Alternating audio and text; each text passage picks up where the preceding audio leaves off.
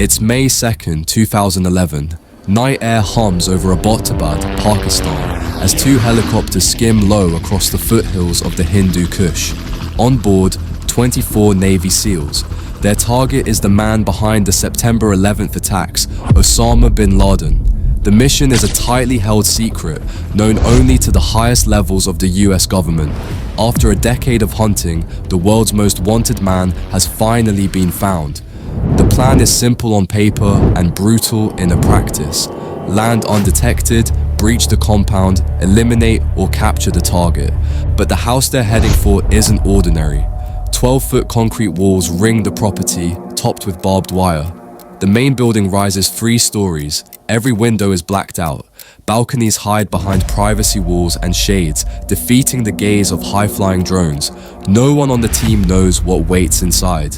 They are going in blind. After 90 minutes in the air, the compound comes into view. Landing without detection will be the first test. 18 minutes to target. The White House chose not to inform Pakistan, fearing a leak could tip off the occupants. If local forces spot the SEALs, they'll be treated as hostiles. Complicating everything, a Pakistani military academy sits less than a mile away, armed, alert, and close. That's why the flight profile is razor thin. The helicopters race in low, skirting radar. On arrival, one bird will hover over the roof, letting SEALs fast rope straight onto the top floor. The second will insert another team at the main entrance, pinching the compound from multiple angles and sealing the exits. 3 additional helicopters wait on standby if anything goes wrong. In Washington, President Obama watches from the Situation Room. 8 months of planning has led to this moment, and then something no one anticipated. As the first helicopter eases down toward the roof, the pilot suddenly loses control. The aircraft yaws, drops, and pitches into the central courtyard. Its tail booms snap, rotor blades chew into masonry. The second helicopter reacts immediately, diverting and setting down safely in a nearby field. No one is hurt, but the crash could have blown the mission. The teams move fast and quiet, spreading to pre-assigned entry points. They have no idea whether everyone inside has been alerted. On the ground, the compound's self-sufficiency is obvious. A small greenhouse in the northeast corner grows vegetables. There are a few animals, enough to cut down trips for meat and milk. Trash is burned, rather than left out for collection. For years, the CIA never once observed the target coming or going. The family seemed to live sealed inside. That secrecy held for nearly a decade. Bin Laden vanished in 2001. It took 9 years to find the courier who unknowingly led the CIA here, and to this night. The team divides. One element moves to breach the gate to the Guesthouse. Others take up positions at ground floor entry points on the main building. A final element waits outside the compound to control the neighborhood if people wake to the noise. 3 SEALs push into the Guesthouse. A man with an AK-47 appears. He's dropped. Moments later, the team reports the structure clear and 3 dead. Among them, the trusted courier, whose movements helped reveal this location. Why Pakistan? With US forces entrenched in Afghanistan, staying there would have been too risky. Slipping across the border allowed proximity to allies and a dense urban cover that could mask unusual routines. Back at the main building, step 2 begins. Breaching the interior. The team at the southern entrance cracks the door and flows into the first floor, the family's living space. A low sitting room with floor-level couches, a worn kitchen, across from it, a makeshift classroom where children study Arabic at home. The place feels grungy and sparse, not what you'd expect for an affluent neighborhood. A figure darts across a corridor. He leans out, shots snap. The SEALs surge into the room. Another man lunges for a rifle. Both threats are neutralized. With potential gunmen still unaccounted for, the team fans through the remaining rooms. No more contacts on the first floor. A solid metal door blocks the stairway to the second floor. Standard charges won't cut it. High explosives would, but the blast would wake the district. They opt for precision breaching, small focused detonations to kill the lock without sounding like a car bomb. Meanwhile, the second assault element that landed outside reaches a different entrance with a staircase and a security gate. They plant a charge, blow it, and start climbing. 6 minutes to target. Footsteps above. A man peers down from the next landing, curious, unsure. A single shot, he falls. It's one of bin Laden's sons, Khalid. For the first time, the team sees deep into the second floor. Without phones or internet, the residents still track the outside world from here. 3 rooms function like a command center. Multiple computers, hard drives, and storage devices. Quiet arteries of information. Bin Laden avoided electronic trails. Instead of calls or emails, he relied on couriers and pen and paper letters. For longer messages, he'd save a file to a USB flash drive, hand it to a trusted courier, and the message would be sent from far away. It kept him off the grid, but created a vulnerability.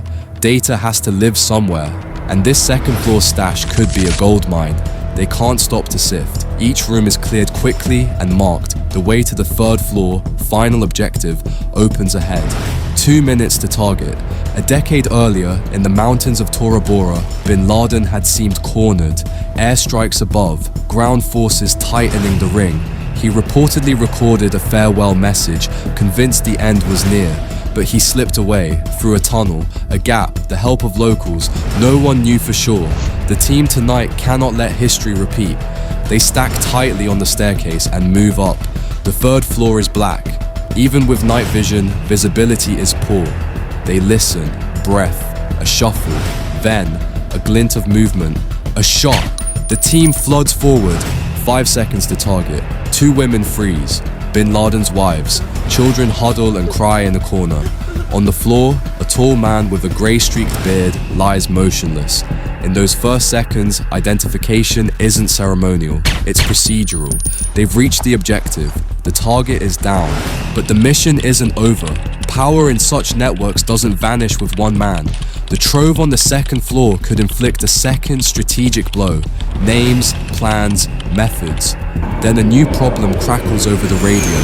From the nearby base, Pakistani jets have been ordered into the air. The window is closing. The team moves on parallel tracks. One element bags the body for transport and DNA confirmation. Public photos of bin Laden are old and few. Certainty will come from science. The other element sweeps the 2nd floor again, stripping it of intelligence, hard drives, laptops, notebooks, phones, anything that might map the organization's skeleton. Final checks. Rooms are re-cleared. They police up spent magazines and sensitive gear. There's one last task before they can leave. The crashed helicopter in the courtyard contains advanced technology the US does not want in anyone else's hands. Charges are set. The air erupts. Fire climbs the courtyard walls. A backup helicopter arcs in. The team lifts out. Every operator accounted for. No SEALs wounded. The compound shrinks to a dark square in the night. In Washington, the president addresses the nation. The United States has conducted an operation that killed Osama bin Laden. Even as the words circle the globe, burial preparations are completed. To prevent a grave from becoming a shrine, the body is wrapped in a white shroud, placed in a weighted bag, and consigned to the sea. Back at the intelligence stations, the hall from the compound begins to speak. Among oddities, old video games and personal files, analysts catalog roughly 97,000 documents and digital materials.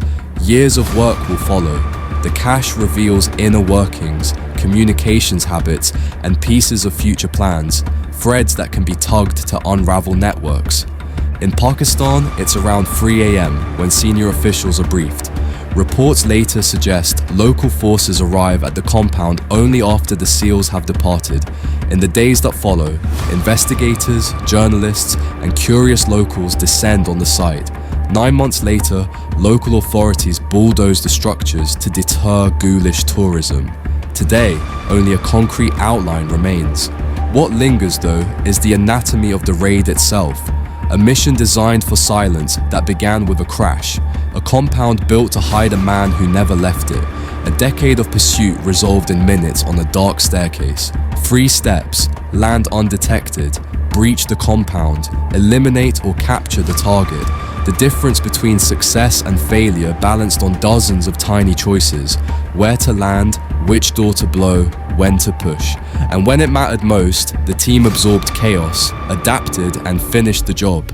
In the end, the operation dealt two blows: the removal of a figurehead and the seizure of information that would echo through counterterrorism efforts for years. A night of precision, risk, and irreversible consequences, carried out in the space of a few heartbeats on the third floor of a quiet house in Abbottabad.